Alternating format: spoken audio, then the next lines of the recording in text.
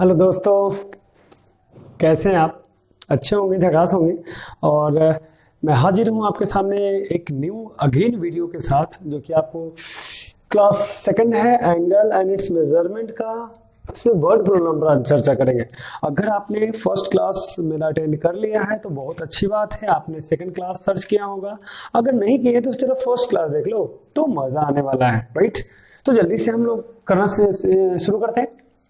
सबसे पहला क्वेश्चन जो कि इसमें है, find the length of arc circle of radius 5 centimetre subtending a central angle measuring 15 centimetre, right? एक सर्कल है हमारे पास, तो इसका सॉल्यूशन कर लेते हैं। Solution number question number first का सॉल्यूशन आप देख लो। सबसे पहले तो हम एक सर्कल बना लेंगे, ओके। और सर्कल में कह रहा है 5 रेडियस जो कि है वो 5 सेंटीमीटर है, यानी ये अगर रेडियस होगा तो 5 सेंटीमीटर होगा। अगर इसे ओ पी और क्यू माना जाए, थोड़ा इसको गोल कर देते हैं, ओके। इस तरीके से ओ पी और क्यू माना जाए तो और बोला जा रहा है arc of the circle of radius इतना है, सबटेंडिंग सेंट्रल एंगल 15 सेंटीमीटर। तो 15 सेंटीमीटर इसका सेंट्रल एंगल है, थीटा जो कि 15 सेंटीमीटर। आपसे एल पूछ रहा होगा, शायद देख लेते हैं। फाइनल दफा यस, एल पूछ रहा है। तो हमारे पास सेकंड इक्वेशन मैंने पिछले वाले वीडियोस में मैंने प्रूव करके रखा हूं कि थीटा इज इक्वल टू होता है एल बटे आर, ओके। ऐसे अगर एल निकालना चाहे तो आप थीटा इंटू आर कर दो, तो आराम से आंसर आ जाएगा। अब ध्यान देने वाला पोर्शन क्या है, इसमें दो पार्ट्स होते हैं। ए वाले पार्ट जो होते हैं वो रेडियन में होते हैं, रेडियन वैल्यू माना जाता है, यानी सी में इसको डिनोट किया जाता है। और ए वाले जो पार्ट्स होते हैं वो आपको थीटा डिग्री में होता है, यानी इसमें दो पार्ट्स आपको नजर आ रहे होंगे। तो अगर हम एल का वैल्यू लाएं, या तो आप इसी डिग्री में बदल दीजिए या तो आप इसी रेडियन में बदल दीजिए, तो दोनों इक्वल हो जाएगा। तो ए वाला पार्ट तो रेडियन का है और ये वाला पार्ट डिग्री का है, तो इसको रेडियन में बदलना पड़ेगा। देन आफ्टर हमारा काम होगा, तो आपका L बराबर जो वैल्यू आएगा, थीटा इज मल्टीप्लाइड बाई, इसको रेडियन बदलिए तो पाई बटा 180 डिग्री से आपको गुना करना पड़ेगा, और गुना R का वैल्यू फिर रखना पड़ेगा, R का वैल्यू।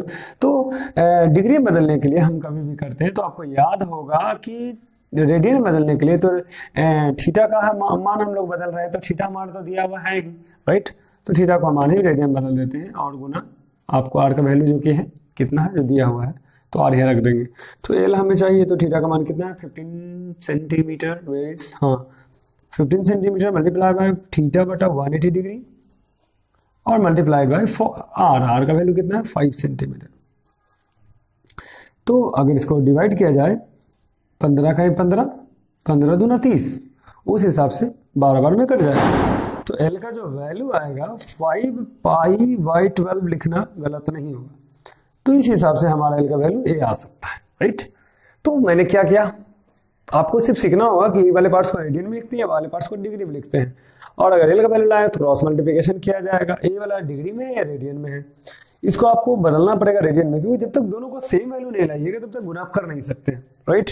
तो मैंने कर दिया, फिर आपको गुना कर दो, इजिली आंसर आ जाए। कहीं भी आपको डिग्री थीटा में दिया हो रहा है तो आपको उसको रेडियन में बदलना ही पड़ेगा, पाई बटा 180 डिग्री से गुना करना ही पड़ेगा डिग्री को, तब आपका आंसर आएगा।